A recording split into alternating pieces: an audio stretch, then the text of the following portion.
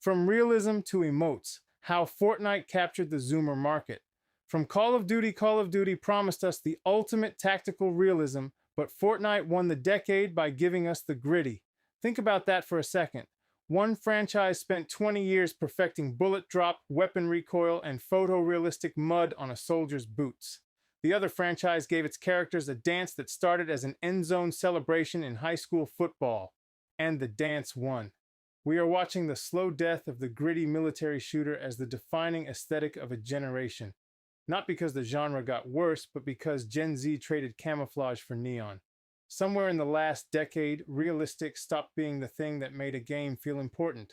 Expressive did. This is a video about how that happened. Not just the building mechanics, not just the battle pass, the actual psychological shift underneath it.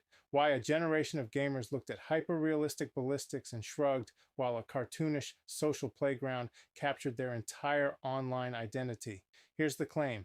Fortnite didn't just make a better battle royale. It figured out something Call of Duty never had to reckon with, that for a generation raised on social media, identity is currency, and a game that lets you spend that currency will beat a game that only lets you aim better. Call of Duty asked, how do I become more lethal? Fortnite asked, how do I become more me? And then sold you 1,000 ways to answer that. The skins, the emotes, the crossover events aren't cosmetic add-ons bolted onto a shooter. They're the actual product. The Battle Royale is just the stage. That's the pivot this video traces. From tactical militarism as the aspirational fantasy to a social playground where personality, not precision, is the ultimate power move. The mechanism. How the emote economy actually works.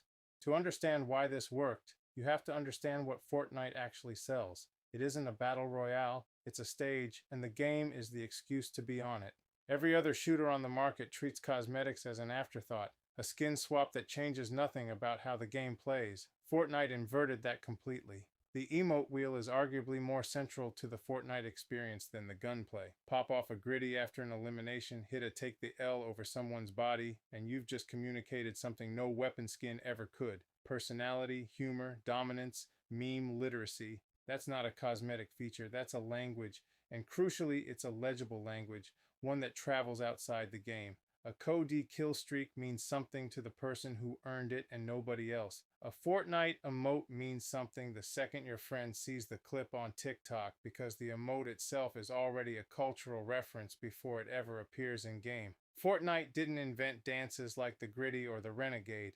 It borrowed them from Black creators and TikTok culture, then sold them back to its audience as purchasable identity. That's a separate, uncomfortable conversation worth having on its own, but it's central to why the emotes had instant cultural fluency. They weren't invented in a vacuum, they were harvested from what was already spreading. Then there's the crossover strategy, which is really the same logic scaled up.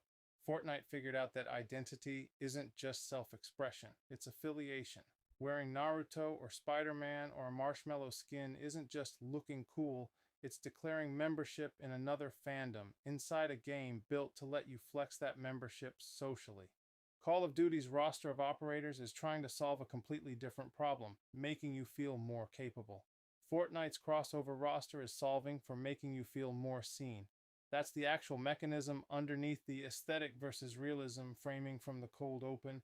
Fortnite built an economy where the transaction isn't pay for power, it's pay for legibility, a way to be instantly readable to your peers as funny, or in the know, or affiliated with the right fandom.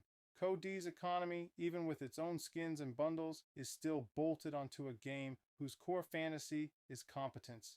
Fortnite's economy is the game, the generational engine, why this hit Zoomers specifically. This is the part that's easy to miss if you frame this as a timeless shift from realism to expression. It isn't timeless. It happened to one specific generation at one specific moment because of infrastructure that didn't exist for the console shooters that came before it. Call of Duty built its dominance in an era before every match was potentially a clip.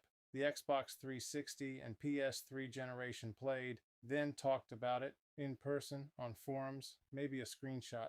There was no built-in expectation that gameplay would be content. Fortnite launched into a completely different distribution environment. TikTok, Twitch, and a generation that had grown up filming everything by default. An emote isn't just a social gesture inside the match. It's a unit of shareable content the second it happens. The gritty wasn't just a celebration, it was a clip waiting to be clipped, captioned, and re-performed by 1,000 kids in their living rooms who'd never touched the game.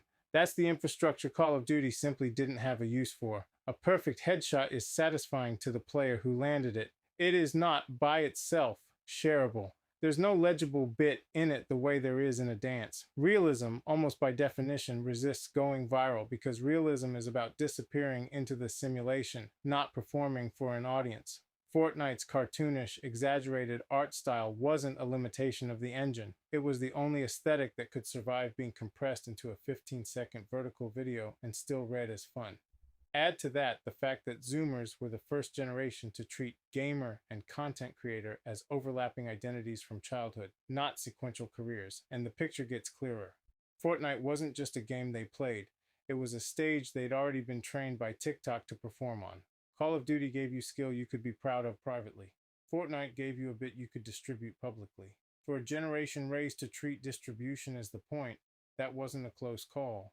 The complication, Cody didn't actually lose. Here's where this essay has to be honest with itself, because if we don't address this, the whole thesis falls apart the second someone pulls up sales numbers. Call of Duty is still, year after year, one of the best-selling entertainment products on the planet.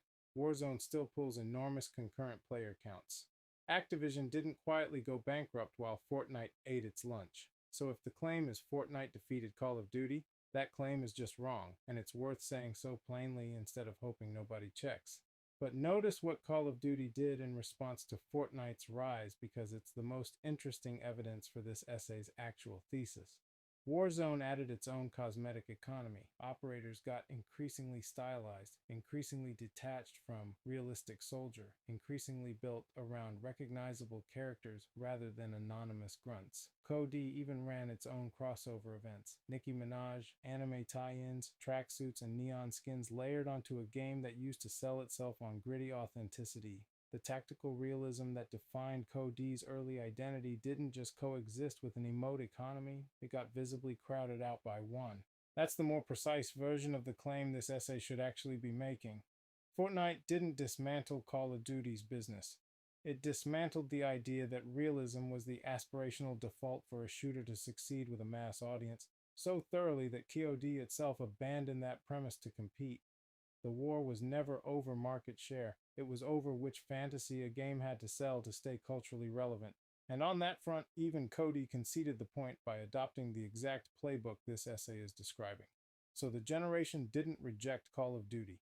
It rejected the idea that a shooter had to look and feel like a war simulator to matter. Fortnite proved the alternative was viable, and every major competitor, including Cody, has spent years since building toward it. Conclusion. So go back to that image from the start. A franchise that spent 20 years perfecting bullet drop and mud physics standing next to a dance move born on a high school football field. It looks like a mismatch. It isn't. It's a pretty precise snapshot of what actually happened to shooters over the last decade. The gritty didn't beat the M4. Identity beat competence as a thing a game needed to sell you. Call of Duty was never wrong about how to build a tactical shooter. It was just building for a fantasy that stopped being the aspirational one. Fortnite didn't outbuild it. It out-asked it, offering a generation raised on TikTok and camera phones a different question than, how do I get better at this? It offered, how do I get seen doing this? And the clearest proof isn't Fortnite's numbers. It's Call of Duty's. The moment the biggest tactical shooter in the world started selling neon skins and running pop star crossover events, the argument was over. Not because Fortnite won a fight, but because there was no longer a fight to have. Realism didn't lose to expression. Realism quietly admitted expression was the point all along. That's the real cultural pivot underneath the emotes. Not a genre dying, but a generation redefining what a game has to give you to matter. Call of Duty gave you skill. Fortnite gave you a stage.